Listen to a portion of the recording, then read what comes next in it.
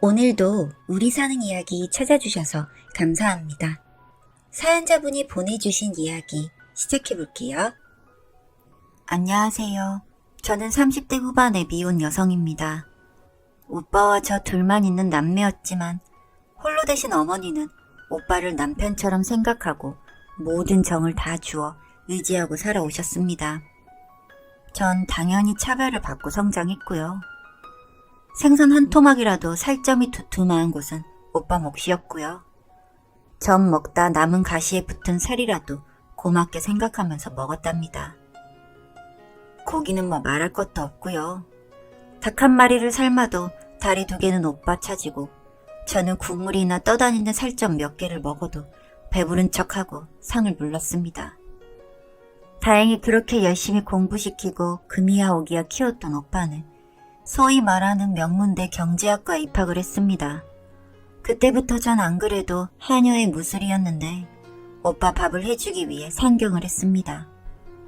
엄마는 농사를 지어먹고 살아야 하기 때문에 올라오실 수가 없으니 그 대안으로 제가 온 겁니다.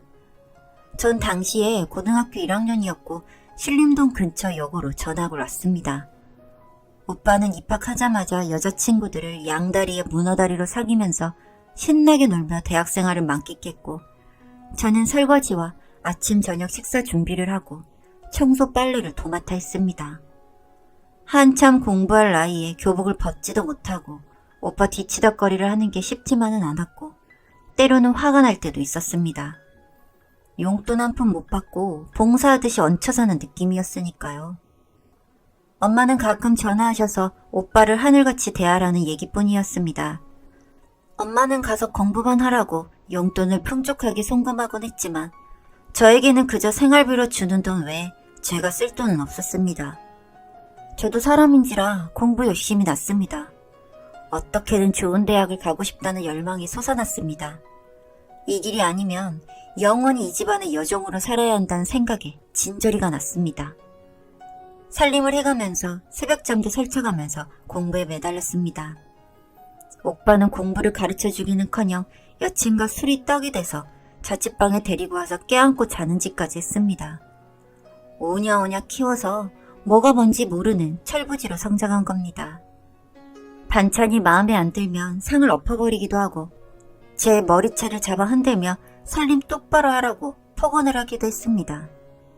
참으로 21세기를 살면서 보기 힘든 농촌 집안 풍경도 이렇게 천박하진 않았을 겁니다. 전 미친 듯이 더 공부에 매달렸고 다행인지 불행인지 오빠는 학사 경고를 받고 도망치듯 군대를 가버렸습니다. 엄마는 그 사실도 모른 채 아들이 군대 가서 고생한다는 생각에 눈시울을 적시고 심파도 그런 심파가 없었습니다. 눈물 없이는 못 보는 막장 드라마 같다고나 할까요? 오빠 학점은 자취방으로 성적표가 와서 보게 됐는데 엄마 연락처 대신 제 번호를 적어놔서 문자 메시지를 보고 알게 된 거였죠. 기분이 참 묘하더군요. 홀어머니의 사랑을 독차지하면서 20년 넘게 살아온 결과가 이건가 싶고 전 이미 고3이라서 일단 졸업을 해야 했으니 오빠가 군대를 갔다고 다시 시골로 전학을 갈 순 없었어요. 생활비를 받으면 그걸 반으로 나누어 저축을 했어요. 오빠가 가끔 휴가도 나오고 하니 그때 고기라도 사 먹이겠다고 하면서 알뜰하게 돈을 모았죠. 그 돈으로 학원을 다니고 인터넷 강의를 수강하면서 이 악물고 공부를 했죠. 코피가 쏟아지는 건 예사고 잠이 부족해 실신하기도 해서 보건실에 누워있는 일상이었어요. 그렇게 악착같이 공부해서 수능 만점을 받고 서울대 의대에 입학을 했죠. 국가 장학금으로 받는 돈도 있었고 기숙사에 들어가서 오빠의 그늘에서 벗어났죠. 엄마에겐 의대라는 말은 하지 않고 서울에 있는 대학에 들어갔다고 하고 연락을 서서히 끊었어요. 엄마는 기숙사에 들어가겠다고 하니 좋아하시면서 언제 밥 한 끼 먹으러 내려오라는 겁니다. 뻔하죠. 동네 어르신들 모여서 막걸리 술 따라 드리고 종일 서서 잔치상 차리고 치우고 거두는 거 하라는데 제가 가고 싶겠나요? 대충 알겠다고만 하고 공부할 게 많아서 방학 때나 생각해보겠다고 얼버무렸어요. 의대는 등록금도 비쌌기 때문에 과외 알바를 구해서 열심히 그룹으로 가르쳤어요. 그렇게 번 돈이 한 달에 200만 원이었어요. 본과 들어가기 전까지만 하겠다고 결심하고 수중에 모인 돈이 1,000만 원이 넘었을 때 주식을 샀습니다. S전자와 그 비슷한 우량주 두어 군데를 더 투자를 했죠. 20년을 바라보고 하는 투자였으니 조급하게 생각하지는 않기로 했어요. 어차피 평생 가야 만져볼 재산이 하나도 없으니 자수성가 개념이었죠. 그런데 오빠가 제대하면서 집안이 또 뒤집어졌어요.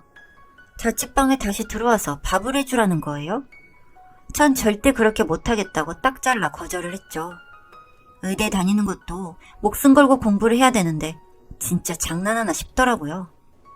그제서야 제가 서울대 의대에 진학한 게 밝혀졌고 오빠가 학사경고 받아서 학점이 모자란 탓에 유급을 해야 하는 상황이라는 게 만천하에 드러나게 됐어요.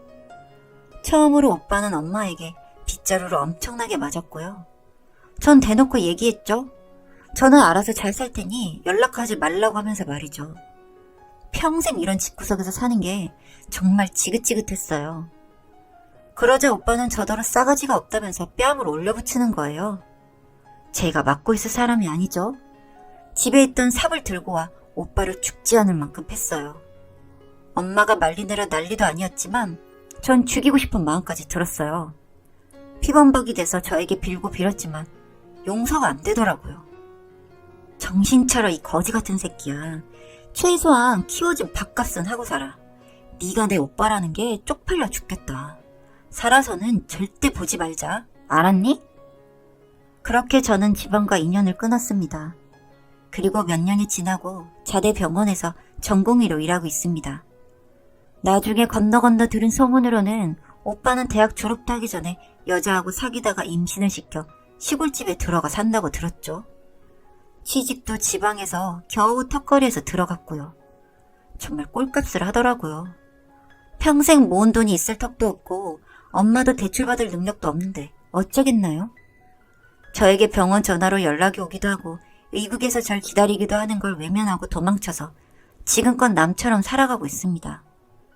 그리고 펠로우로 일하는 의대 선배와 조심스럽게 사귀고 있었죠. 저 하나로는 아무 문제가 없지만 나중에 집안끼리 인사를 시켜야 할 땐 어쩌나 고민이 되기 시작했습니다. 아예 그냥 돌아가셨다고 할까? 오빠는 뭘 한다고 말을 해야 하나 골치가 점점 아파지는 겁니다. 선배에게 털어놓고 싶었지만 그랬다가 헤어지자고 하면 전 정말 멘탈이 무너질 것 같아 불안했습니다. 그즈음 엄마가 몸이 쇠약해지면서 요양원에 들어가게 되셨습니다. 그리고는 치료비가 없으니 농사짓던 땅을 팔고 집을 오빠에게 증여하시겠다는 겁니다. 오빠란 놈은 제게 상속 포기각서를 쓰라고 강요를 하는데 가슴 속에서 피눈물이 났습니다. 안 되겠다 싶어 버틸까 하다가 그 1억밖에 안 내는 돈 가지고 싸우느니 평생 안 보고 살겠다고 하면서 각서를 얼굴에 던져버렸습니다. 그리고 엄마를 제가 일하는 병원 근처 고급스러운 요양병원에 모셨습니다. 그래도 마지막 가는 길은 제가 지켜보고 싶었거든요. 오빠와 새언니라던 년놈들은 와보지도 않고 집이면 돈을 다 팔아 처갓집에 들어가 살더군요. 전 물심양면으로 엄마를 간호했습니다. 그리고 선배에게 사실대로 이야기를 했습니다. 난 이런 집에서 이렇게 살았고 내 어머니는 호스피스 병동에 계시는데 얼마나 사실 수 있을지 모른다며 그의 품에 안겨 펑펑 울었습니다. 그는 저를 끌어안아주며 괜찮다며 얼마나 그동안 마음고생이 많았냐며 이제 아무 걱정하지 말고 곁에 있어달라며 프로포즈를 했습니다. 선배 집에 가서 인사를 드렸고 결혼도 허락을 받았습니다. 그즈음 엄마는 선배와 저를 보시더니 처음으로 미안했다면서 잘 살라고 그 말씀을 남기고 얼마 되지 않아 눈을 감으셨습니다. 장례식은 가족장으로 치렀고 반년이 지난 후에 결혼식을 올렸습니다.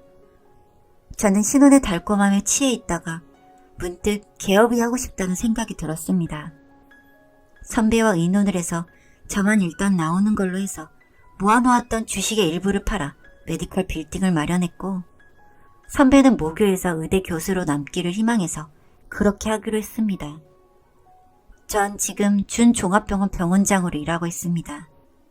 지금의 자리에 오기까지 정말 열심히 살았습니다. 예쁜 딸도 얻었고요. 선배와는 믿음과 신뢰를 잃지 않고 행복하게 지내고 있습니다. 긴 글 읽어주셔서 감사합니다.